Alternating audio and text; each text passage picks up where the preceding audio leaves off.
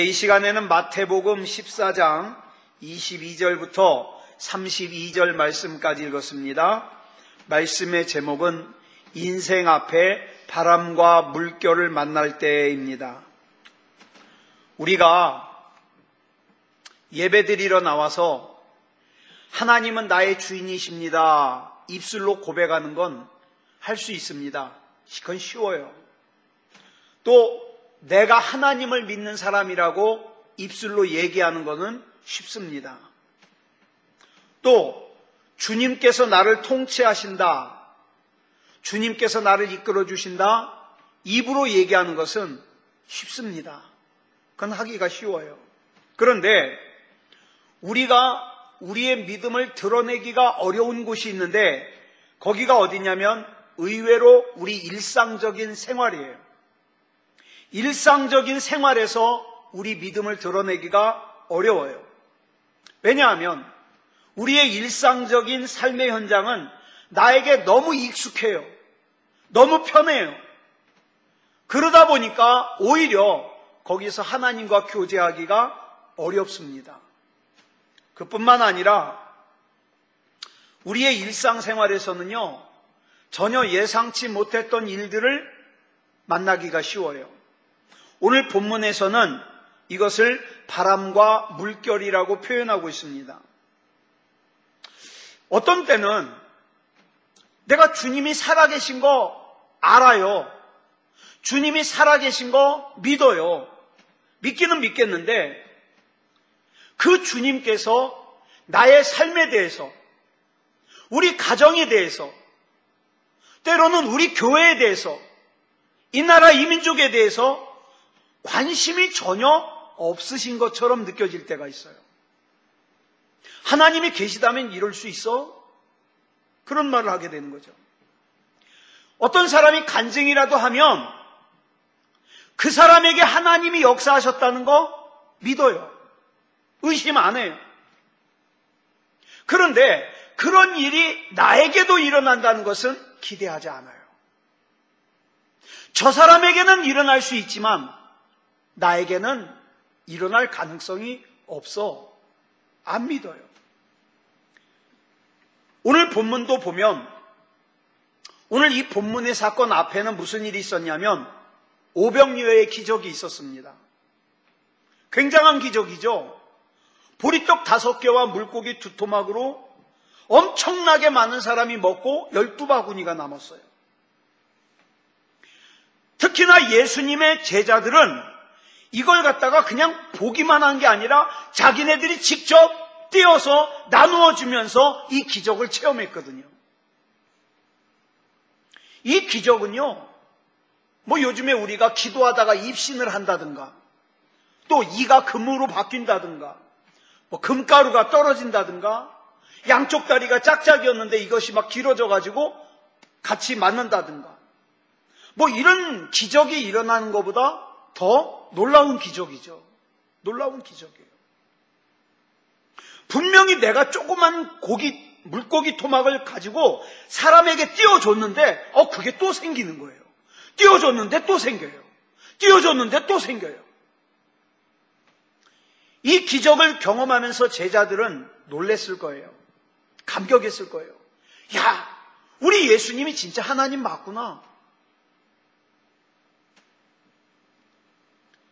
아마 온몸에 막 전기가 통한 것 같은 그런 전율을 느꼈을 겁니다. 그런데 오늘 이 본문의 사건은 그 오병이어가 있은 직후예요. 직후. 예수님께서 거기 모여있는 사람들을 이제 집으로 돌려보내시는 동안에 제자들에게 너희들은 먼저 배를 타고 갈릴리를 건너서 가라는 거예요. 이 제자들은 방금 하나님의 역사를 봤습니다. 자기네들이 체험했어요. 그러니까 증명된 믿음이죠. 예수님께서 얼마나 놀라운 기적을 행하시는 분인지 방금 자기가 목격했어요. 그런데 분명히 그 기적을 목격하고 나서 배를 타고 가다가 삶의 현장에서 뭘 만나요? 바람을 만나요. 물결을 만나요. 특히나 이 갈릴리는 이 예수님의 제자들에게는 굉장히 익숙한 곳이에요. 자, 근데 성경을 보니까 예수님께서 제자들에게 가신 시간이 밤 4경이라고 나와요. 이 밤 4경은 우리 지금 시간으로 말하면 새벽 3시에서 6시 사이예요. 그런데 해질 무렵에 예수님께서 제자들을 보내셨으니까 그 제자들이 갈릴리로 건너가다가 중간에 풍랑을 만났으니까 뭐 밤 9시라고 보자고요. 자, 그러면 밤 9시부터 적어도 6시간 이상을 이 제자들은 풍랑과 싸워야 됐어요. 방금 전에 무슨 일이 있었는데 물고기 2토막과 보리떡 5토막 가지고 많은 사람들을 먹이고도 12바구니가 남는 기적을 경험했는데, 근데 지금은 풍랑 때문에 쩔쩔매고 있어요. 굉장히 반대되는 상황이죠. 낮에는 예수님과 함께 있으면서 오병이어의 기적을 경험했어요. 근데 밤에는 예수님이 거기 없어요. 그리고 어떻게 합니까? 풍랑을 만나서 죽을 것 같아요. 자, 예수님께서 역사하셔서 기적이 일어난 시간과 일상적이고 평범한 삶의 현장에 닥쳐온 바람과 물결 앞에서 무기력하게 아무것도 할 수 없는 이 상황 한번 비교해 보자고요. 똑같은 사람들이에요. 제자들이에요. 자, 방금 전에 오병이어의 기적을 경험했음에도 불구하고 일상적인 삶에서 바람을 만나고 풍랑을 만날 수 있다 이 말입니다. 우리 김재현 권사님이 권사님이시지만 또 제가 목사지만 저와 여러분의 삶에서 분명히 바람 만납니다. 물결 만납니다. 왜 이렇게 내 인생에 바람이 부는 거야? 내가 믿음이 없나? 하나님이 나 버리셨나? 아니요. 여기 이 바람과 물결을 만난 이 제자들, 예수님이 버린 제자들 아니에요. 그런데 처음에는 이 제자들이 이 풍랑을 자기 힘으로 이길 수 있을 줄 알았어요. 왜? 갈릴리에서 태어나서 잔뼈가 굵은 어부기 때문에. 근데 시간이 점점 지나면서 이 풍랑은 내 힘으로, 우리 힘으로는 극복할 수 없을 것 같아. 두려움이 몰려오기 시작합니다. 여러분, 이런 두려움이 몰려왔을 때, 이런 문제가 생겼을 때 사람들은 이렇게 생각합니다. 아니, 어떻게 오병이어의 기적을 행하신 하나님께서 이 정도 바람과 물결의 문제를 해결해 주시지 못하지? 내가 하나님 믿는데. 그죠? 근데 성경을 보니까 이 제자들이 풍랑 때문에 고생하는 광경을 예수님은 다 보고 계셨어요. 우리도 마찬가지예요. 우리 인생 가운데 바람을 만나고 험난한 물결을 만나가지고 어려움을 겪을 때, 힘들 때 하나님은 다 보고 계세요. 그러다가 언제 예수님께서 제자들을 찾아오시느냐?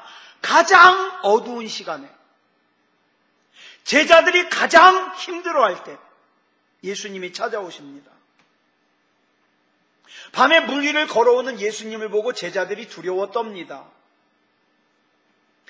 예수님이 물 위를 걸어서 두려운 것이 아니라, 우리나라 어부들도 마찬가지인데요. 여러분, 어촌에서 목회하시는 분들 얘기 들어보면요, 어부들은요 굉장히 우상숭배가 심해요. 우상숭배가 가리는 게 너무 많아요. 왜냐하면 어부들은 이렇게 생각합니다. 이 바다라는 곳은 누가 지배하는 영역이다? 귀신이 지배하는 영역이다. 그러니까 내가 이 귀신에게 잘못 보이면 바다에 나가서 죽는다. 그러니까 날짜도 가려요. 뭐 별의별 거 많이 가려요. 이런 믿음 앞에 물 위를 누가 걸어오는 걸 봤을 때 이 제자들은 그 물 위를 걸어오시는 분이 예수님이라고 생각 안 하죠. 귀신이라고 생각하죠. 그러다가 예수님께서 가까이 오셔가지고 예수님이라는 걸 알게 됐을 때 얼마나 기쁘냐 이 말이죠. 어쩌면 저와 여러분도 이렇게 생각할 거예요. 저와 여러분이 살고 있는 그 익숙한 삶의 현장, 예를 들어서 우리 가정, 우리 직장, 우리 학교, 내가 하는 사업, 이건 예수님의 영역이 아니라고 생각할 수 있어요. 여러분, 여러분의 가정은 누구의 영역입니까? 여러분의 사업장은 누구의 영역이에요? 자, 좀 더 직접적으로 얘기해 볼까요? 저와 여러분에게 물질을 주시는 것은 누구의 영역이에요? 물질, 재물. 자, 이번에 대통령이 새로 뽑혔죠? 이 정치는 누구의 영역일까요? 우리 배우자는, 내 자식들은 누구의 영역이에요? 어떤 사람은요, 돈만 있으면 모든 일을 할 수 있다고 생각해요. 이런 사람은 그 영역이 돈의 영역이라고 생각하기 때문에 그래요. 자, 여러분은 누구의 영역이라고 생각해요? 만약에 내가 돈을 버는 사업장이 이건 예수님의 영역이 아니라 사람의 영역이라고 생각한다면 그 사람은 그 사업장을 놓고 기도 안 합니다. 어떻게든지 사람의 방법을 사용하죠. 공부도 마찬가지예요.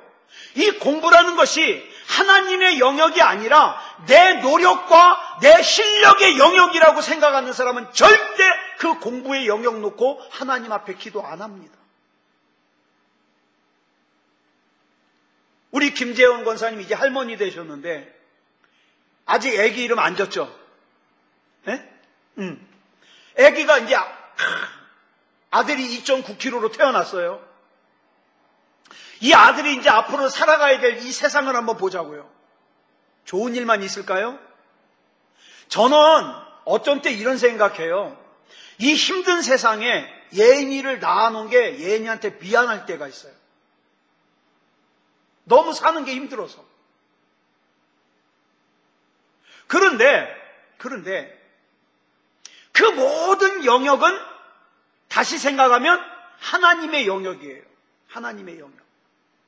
제가 초창기 때는요, 예전에는요, 예인이가 신앙생활하는 게 제 마음에 조금만 안 들잖아요. 그럼 막 화를 내고 그랬어요. 어떻게 그렇게 신앙생활하냐고. 막 예배 시간에 졸면 막 집에 가가지고 혼냈어요. 어떻게 예배 시간에 좋으냐고. 근데 어느 순간에 보니까 아니에요. 그 아이, 내 자식이지만 그 영역은 하나님 영역이에요. 그러니까 얘가 요즘에 막 수요일, 금요일 예배 안 드리잖아요. 그냥 놔둬요. 그건 제가 뭐라고 할 영역이 아니에요. 하나님과 이 아이는 하나님이 살아계신 거 알기 때문에 하나님과 이 아이가 만나서 하나님께서 다스려 주셔야 되는 영역이에요. 하나님의 영역. 문제는 저와 여러분의 삶 가운데 이런 하나님의 영역이 얼마나 되느냐 이 말이죠. 내 자녀들이 고민하고 있는 진로의 문제, 그 누구의 영역이에요? 그거 아빠 엄마가 같이 고민해주면 되나요? 아니요. 그 하나님 영역이에요. 하나님 영역. 그러면 뭐 해야 돼요? 기도해야 되죠. 그러니까 저는 제 아이의 진로를 제가 어떻게 영향을 미칠 수 없다는 걸 제가 알기 때문에 저는 뭐만 합니까? 제 아이의 진로를 놓고 기도합니다. 하나님, 이 진로는 하나님의 영역 아닙니까? 하나님이 책임져 주십시오. 저는 그걸로 제 사명 끝이에요. 그러다 보니까 사람들이 나는 예수님을 믿는다고 신앙생활 하면서도 그 삶의 주변에 하나님의 영역이 아닌 부분들이 너무 많은 거예요. 너무 많은 거예요. 그러니까 그 부분들을 놓고는 기도 안 해요. 하나님께 안 맡겨요. 기억하세요. 하나님께 맡기지 않은 것은 누가 책임져야 됩니까? 자기가 책임져야 돼요. 근데 참 보면은 답답할 때가 언제냐면 자기가 책임도 못 지면서 하나님 앞에 안 맡겨요. 이게 문제라 이 말이에요. 하나님의 영역이 아니니까 누굴 찾아다녀요? 하나님 외에 자기를 도와줄 존재를 찾아다닙니다. 힘 있는 사람, 높은 자리에 있는 사람, 잘생긴 사람, 인맥이 좋은 사람 찾아다녀요. 왜? 도움받으려고. 여기서부터 믿음이 아닌 믿음이 됩니다. 믿음이 아닌. 이런 사람들은 마치 누구와 같으냐면 5번 결혼하고 5번 이혼하고 6번째로는 남의 여자의 남편과 같이 동거를 하고 있던 사마리아 여자 같은 사람이에요. 이 사마리아 여인이 어땠습니까? 자기의 필요를 채워줄 그 영역이 사람이라고 생각했기 때문에 이 남자는 나의 필요를 채워줄 거야 기대를 하고 결혼했더니 아니거든요. 그러니까 이혼하는 거예요. 또 다른 사람이 이 사람이 나의 필요를 채워줄 거야 결혼했더니 아닌 거예요. 또 이혼하는 거예요. 그렇게 5번이나 이혼했어요. 근데 기억하자고요. 사람은 절대로 우리에게 만족 주지 못합니다. 만족 주지 못해요. 예수님께서 함께 계시고 예수님께서 역사하실 때는 믿음이 있어 보이지만 예수님께서 역사하시지 않는 듯한 우리 일상적인 생활, 때로는 풍랑을 만나고 때로는 험한 물결을 만났을 때 그때도 믿음이냐 이 말이죠. 그래서 제자들은 예수님께서 바다 위를 걸어오실 때 바다 위를 걸어오시는 분이 예수님이실 리가 없다고 생각했어요. 왜? 그 영역은 누구의 영역이니까? 귀신의 영역이니까. 그죠? 제자들 생각에. 그래서 두려웠던 거예요. 그런데 예수님이 오셔서 말씀하셔요. 안심하라. 내니 두려워 말아라. 무슨 뜻이에요? 얘들아, 이곳도 내 영역이야. 자, 기억하세요. 우리 집, 우리 주님의 영역이에요. 내 자식의 앞날, 우리 주님의 영역이에요. 우리 교회, 주님의 영역이에요. 우리나라의 정치, 새로 뽑힌 대통령, 주님의 영역이에요. 주님의 영역. 자, 주님의 영역이라는 걸 알면 어떻게 할까요? 기도하죠. 주님의 영역이니까. 이곳도 나의 영역이다.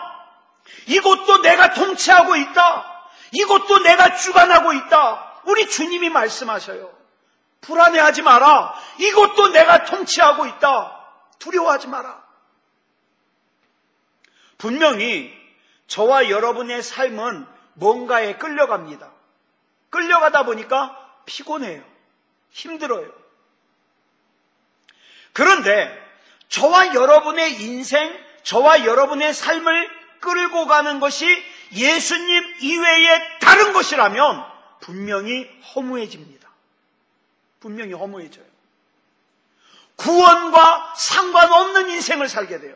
저는요, 교회 굉장히 열심히 다니는데 앞만 봐도 제가 보기에는 저 사람은 구원 못 받을 것 같은 그런 사람 많이 봤어요. 많이 봤어요. 우리는 가끔 이런 말을 합니다. 왜 이렇게 인생이 꼬이지? 그런데 자, 생각해 보세요. 그 인생이 꼬이는 것이 사탄 마귀가 꼬이는 것이라면 까짓거 영적 전쟁하면 돼요. 예수 그리스도 이름으로. 근데 문제가 어떤 때냐면 우리가 지난번에 살펴봤던 한나처럼, 자, 한나의 태를 닫아가지고 아기를 낳지 못하게 한 것이 누구예요? 마귀예요? 하나님이에요? 하나님이셨어요. 그죠? 하나님이셨어요. 이게 문제예요. 내가 믿는 하나님인데, 내가 사랑하는 하나님인데, 내가 그동안 알기로는 우리 하나님은 나에게 좋은 것만 주시는 하나님으로 알고 믿었는데 왜 나를 이렇게 힘들게 하지? 왜 내 인생이 이렇게 꼬이지? 이때 드는 생각이 뭐냐면 배신감이에요. 예수 믿어도 소용이 없다는 생각이 드는 거예요. 그래서 어떡합니까? 기도하던 거 좀 줄여가더니 기도 안 해버립니다. 예배 하나씩 빼먹더니 예배도 한 달에 한 번 정도 드립니다. 그 마음속에 무슨 생각을 가지게 되느냐? 내가 예수를 믿어서 오히려 더 고생스럽게 산다는 그런 생각을 가지게 되는 거예요. 왜요? 이 생각 때문에 그래요. 이 바다가 하나님이 통치하시는 곳이라면 바람과 험난한 물결은 일어나지 말아야 된다고 생각하니까. 그런데 예수님이 오셨어요. 내니 두려워하지 말래요. 그때 베드로가 이렇게 말합니다. 주여, 만일 주님이시거든 나를 명하사 물 위로 오라 하소서. 이 말을 언뜻 들으면 예수님을 테스트하는 것 같아요. 주님이 맞으십니까? 주님이 하나님 맞으십니까? 그러면 나 물 위로 걷게 해주십시오. 만약에 내가 물 위로 걷지 않으면 하나님 아니십니다. 이렇게 말하는 것처럼 들려요. 근데 그게 아니에요. 베드로의 이 고백은요, 믿음의 고백입니다. 무슨 뜻이냐면, 주님이 맞으시다면 귀신이 아니라 내가 믿고 내가 따르고 내가 사랑하는 주님이 맞으시다면 나는 물 위로 걸을 수 있습니다. 이 뜻이에요. 저와 여러분 이렇게 고백해야 돼요. 지금 내 삶을 하나님께서 통치하고 계시다는 것이 맞으시다면 저는 일어날 수 있습니다. 우리 가정은 일어날 수 있습니다. 내 자녀들은, 하나님께 바쳐진 내 자녀들은 일어날 수 있습니다. 이 고백을 하는 거란 말이에요. 이 고백이 쉬운 것 같지만 쉬운 고백이 아닙니다. 교회 왔다 갔다 하는 건 할 수 있지만 이런 고백을 하나님과 나 둘 사이에 못하는 사람 많아요. 그러다 잘못되면 어떡해? 하나님만 믿고 가다가 실패하면 어떡해? 못 가요. 교회는 나갈 수 있지만, 교회는 다닐 수 있지만 하나님께 그렇게 못해요. 그러나 우리 주님을 하나님으로 믿는 사람은 우리 주님께서 내 상식을 뛰어넘어 놀라운 역사를 행하실 걸 믿습니다. 그러니까 신뢰하는 거예요. 그때 예수님께서 베드로에게 오라고 하시죠. 믿음은 가끔 이렇게 우리로 하여금 상식을 뛰어넘게 할 때가 있어요. 왜냐하면 우리에게 있어서 상식적인 생각은 뭡니까? 절대로 사람은 물 위를 못 걸어. 근데 예수님은 걷게 하셔요. 우리는 이렇게 생각합니다. 절대 내 인생은 여기서 못 바뀌어. 근데 하나님은 바뀌게 하셔요. 그래서 예수님께서는 예수님의 입장에서, 베드로의 입장에서가 아니라 예수님의 입장에서의 메시지를 베드로에게 말씀하십니다. 그게 뭐예요? 오라. 네 상식으로는 물 위를 걷는 거 못하지만 내 상식으로는 걸을 수 있다. 내 상식으로 와라. 이 말이에요. 자, 하나님의 상식으로 살자고요. 저와 여러분이요, 하나님의 상식으로 살기 위해서 어떻게 해요? 오늘 기도하는 거 아닙니까? 기도하면 뭐해? 그러면서 하나님 이외에 자기 상식을 구하는 사람들은 기도 안 해요. 예배 안 드려요. 우리가 믿음을 가지고 우리의 상황과 우리의 환경과 우리의 한계를 뛰어넘는 소원을 가지고 기도할 때 하나님께서는 내 상식 가지고 역사하는 게 아니라 하나님의 상식으로 역사하시기 때문에 나는 이해를 못하는 거예요. 그래서 이사야서에 그랬잖아요. 하나님의 생각은 내 생각보다 높고 하나님의 계획은 내 계획보다 높다 그런 거예요. 왜? 그게 하나님의 상식이니까. 이것을 수많은 사람들이 경험을 했지만 결코 쉬운 경험은 아닙니다. 그러나 오늘 저와 여러분은 신앙생활 가운데 이 경험을 반드시 하기를 원합니다. 해야 돼요. 근데 문제가 뭐냐 하면 베드로가 물 위를 걷긴 걸었지만 곧 물에 다시 빠졌어요. 물에 빠졌어요. 그래서 사람들은 물에 빠지는 걸 두려워해서 물 위를 걸을 엄두도 안 내요. 엄두도 안 내요. 자, 베드로가 왜 물에 빠졌다고요? 예수님을 바라보던 눈을 돌려서 바람을 봤기 때문에, 파도를 봤기 때문에. 여러분, 우리 믿음은 우리의 익숙함과 충돌합니다. 우리가 생각할 때 합리적이고 내가 이해가 되는 것은 믿어져요. 그런데 내가 이해가 안 되는 것은 잘 안 믿어져요. 안 믿어져요. 자, 내가 주님만 바라볼 때에는 어떻습니까? 내 주변에 부는 바람이 안 보여요. 내 주변에 있는 파도가 안 보여요. 그러니까 어떻게 해요? 주님만 바라보고 걸어갈 수 있었어요. 바다 위를. 그러다가 어느 순간에 주님을 바라보던 눈을 돌려가지고 파도를 보니까, 바람을 보니까 어떻게 합니까? 몸이 물로 빠져버리는 거예요. 우리가 자꾸 우리 환경을 돌아봅니다. 예수님을 바라보던 시선을 돌려가지고 내 인생을 가만히 봤더니 내가 바보 같은 것 같아요. 여러분, 우리가 예수님을 바라볼 것이냐 내 환경을 바라볼 것이냐 우린 끊임없이 싸웁니다. 하나님의 약속을 의지할 것이냐 나를 도울 수 있을 것 같은 내가 이해가 되는 사람들의 도움을 구할 것이냐 이게 막 내 안에서 싸웁니다. 중요한 것은 베드로가 예수님과 바람과 물결을 한꺼번에 다 볼 수 없었듯이 우리도 둘 중에 하나 선택해야 돼요.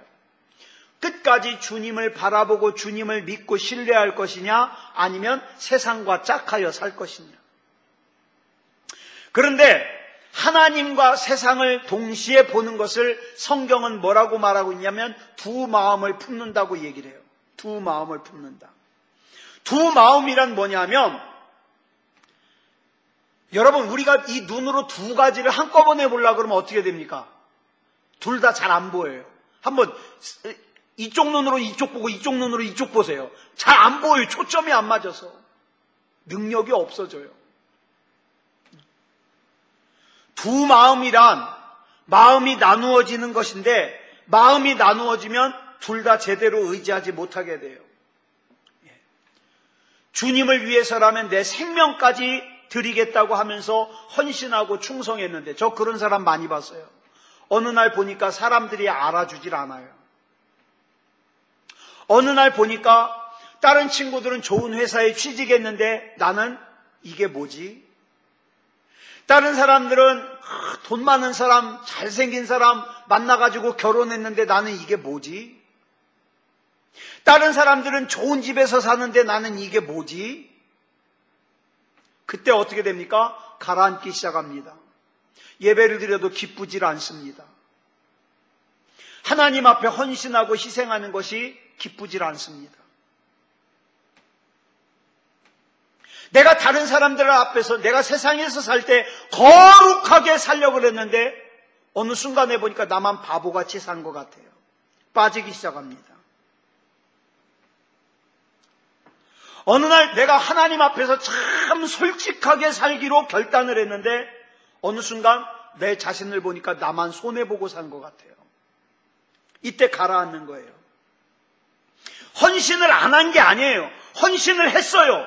믿음의 고백을 안 한 게 아니에요. 믿음의 고백을 했어요. 믿음의 역사를 경험하기도 했어요. 감격도 누렸어요. 그렇지만 어느 순간에 가라앉더라 이 말이에요. 가라앉더라. 아니 내가 그렇게 하나님 잘 믿었는데 내가 이게 뭐야? 내가 그렇게 하나님 앞에 헌신했는데 이게 뭐야? 그러더니 가라앉더니 뭐라 그래요?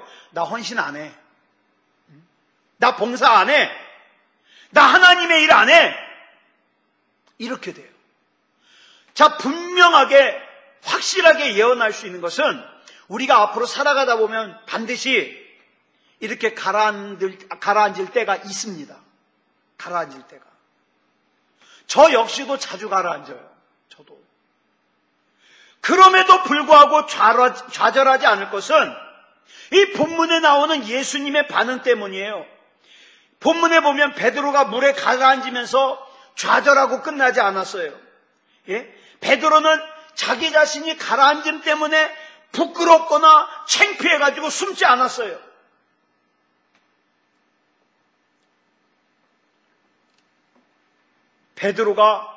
베드로의 믿음이 놀라운 것은 몸이 물에 빠져갈 때 뭐라 그러니까? 주여 나를 구원하소서 외쳐요. 주여 나를 구원하소서. 이게 기도예요. 이게 기도예요. 그러자 예수님께서 즉시 손을 내밀어서 베드로를 붙잡으셨습니다.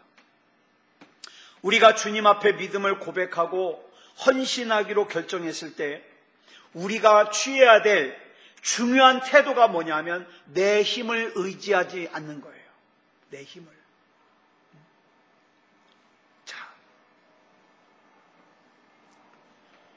오늘 우리를 향해서 우리 주님이 이렇게 말씀하십니다. 너는 이렇게 가라앉을 사람이 아니다. 너는 이렇게 여기 쓰러질 사람 아니다. 너는 여기 이렇게 세상과 짝하여 무너질 사람이 아니다. 너는 예수 그리스도 이름으로 일어날 사람이다. 너는 예수 그리스도 이름으로 질병을 치유할 사람이다.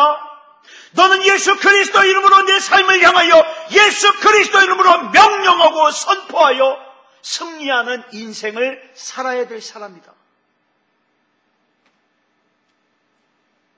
자, 그래서 히브리서 10장 39절에 보니까 이렇게 말씀하고 있어요.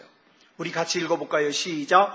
우리는 뒤로 물러가 멸망할 자가 아니요 오직 영혼을 구원함에 이르는 믿음을 가진 자니라. 믿음을 가진 자니라. 사랑하는 여러분, 솔직하게 저와 여러분, 나라는 존재는요, 인생의 바람과 물결 앞에서 아무것도 할 수 없는 연약한 존재예요. 연약한 존재예요. 아까도 제가 잠깐 TV를 봤는데 교회 오기 전에 어떤 꼬마 아이가 나와요. 뭐 나이가 한 7살 됐을래나 8살 됐을래나. 얘가 코에다가 뭘 계속 꽂아야 돼요. 누워있는데. 우리는 숨 쉬는 게 이렇게 아무것도 아닌 것처럼 자연스러운데 어떤 사람은요, 숨을 쉬기 위해서 코에다 뭘 자꾸 꼽아야 돼요. 막 가슴이 아프더라고요. 자, 저와 여러분은요, 하나님께서 저와 여러분에게 이미 주신 은혜도 있는데 또 저와 여러분의 기도를 필요로 하는 누군가를 위해서, 저와 여러분의 중보 기도를 필요로 하는 누군가를 위해서 기도해야 될 사명이 있는 사람들이에요. 자, 우리가 때로는 살다가 가라앉을 때, 아유, 내가 그러면 그렇지, 그렇게 반응하지 마세요. 내 상식으로 내 인생을 보지 말고 하나님의 상식으로 보십시오. 하나님의 상식으로 보면 내 인생에 내 생각을 뛰어넘는 하나님의 역사가 일어납니다. 우리 가정에 내 생각을 뛰어넘는 하나님의 역사가 일어납니다. 이렇게 하나님의 상식으로 우리 인생을 보고, 하나님의 상식으로 우리 가정을 보고, 하나님의 상식으로 우리 교회를 보고, 하나님의 상식으로 이 나라 이 민족을 보고 기도하는 그런 저와 여러분이 되기를 그리스도 예수님의 이름으로 축복합니다. 기도하겠습니다. 사랑의 아버지 하나님, 은혜를 감사합니다. 오늘 우리 하나님께서 함께하여 주셔서 은혜 가운데 붙잡아 주시니 감사합니다. 하나님, 내 상식으로 내 인생과 내 주변을 보지 말게 하여 주시고, 하나님의 상식으로 보게 하시고, 하나님의 상식으로 명령하고 선포하고 기도하게 주시옵소서. 악한 마귀는 내가 낙심하고 좌절하고 침륜에 빠져서 일어나지 못하기를 원하지만, 그러나 나는 그럴 존재가 아닙니다. 하나님께서 내 안에 이미 놀라운 은혜를 심어 주셨기 때문에 예수 그리스도 이름으로 일어날 수 있습니다. 이 밤에 기도할 때에 하나님의 상식으로 보게 하시고 하나님의 상식으로 기도하면서 나아갈 수 있도록 인도해 주시옵소서. 모든 것을 우리 주님 앞에 맡겨드리오며 그리스도 예수님의 이름으로 간절히 기도드렸사옵나이다. 아멘.